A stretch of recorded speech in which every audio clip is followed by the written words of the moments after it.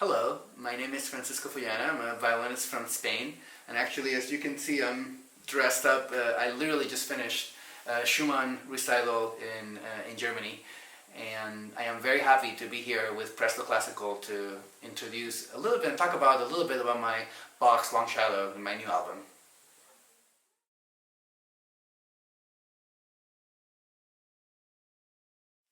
Well, Bach was probably so the composer that really mastered all the genres and really brought a lot of different formats and different types of making music to a completely new level. Whether his masses, his oratorios, even his chorales, obviously his violin concertos, the cello suites, the sonatas and partitas, and it actually comes from a long tradition of string and instrumental music. In the case of the sonatas and partitas, but by far, though there were other collections of solo violin pieces leading up to him, nobody really had written anything close to the complexity and the polyphony that his music, these six sonatas and partitas, bring to the table. And even during his time, it didn't really get played. Like, no one really knows whether it was premiered or not, and it wasn't published until 52 years after his death. So, there's a lot of unknowns, but somehow it eventually made its way to the surface and became the cornerstone of the solo violin repertoire.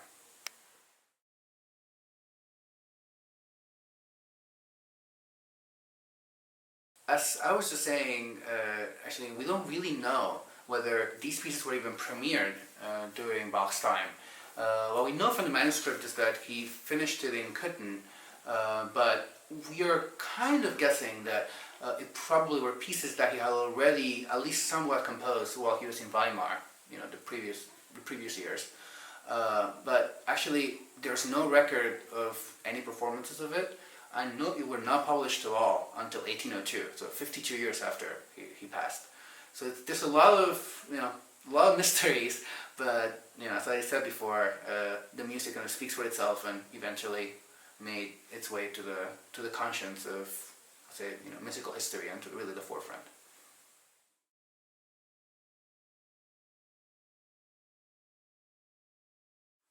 There's something so humbling about Bach's music, the way he writes it.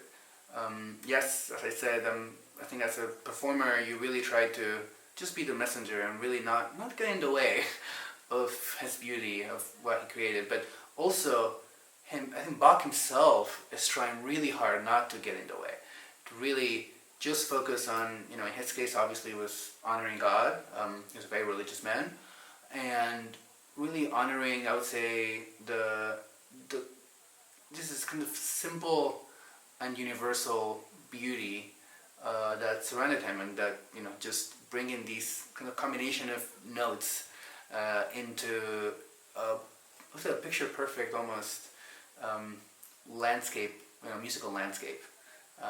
Yeah, so of course there is a sacred quality to his music, but it even goes beyond that. I mean, there's also a universal quality that it transcends, and even his faith or whatever the sacred part of his life.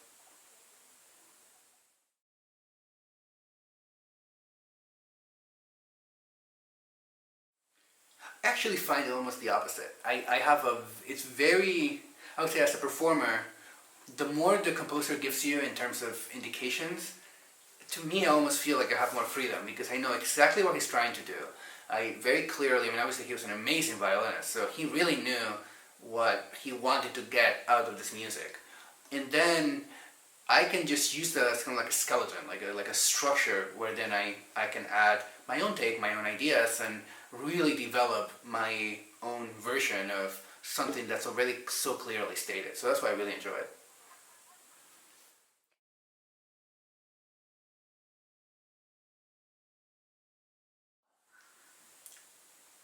Well, it's obviously an incredible honor to be playing on this beautiful instrument, Miss Mary, and obviously there's something so special about playing music that Kreisler wrote himself on one of his instruments. I mean, it was his first Guarneri. He toured with it for about 7 years, and I always say that what makes this violin, obviously, any Guarneri, I would say at least most of them are pretty incredible, and they're famous for their power and their big G string and things like that. But what makes this violin really special is this middle register. I mean, the A string and D strings, as hopefully you hear in the album, they're just so, you can really access almost this sweetness and almost this transparent quality, kind of crystal-like at times, but also very, very warm and very kind of heartfelt. And that's exactly what I think of when I listen, when I think of Kreisler's sound, his famous sound. And, I can only imagine that that's probably why he chose this instrument as his first big purchase, and why he kept it for a long time. So, to be able to play that music and really access that way that this instrument has of singing, I think it's pretty incredible.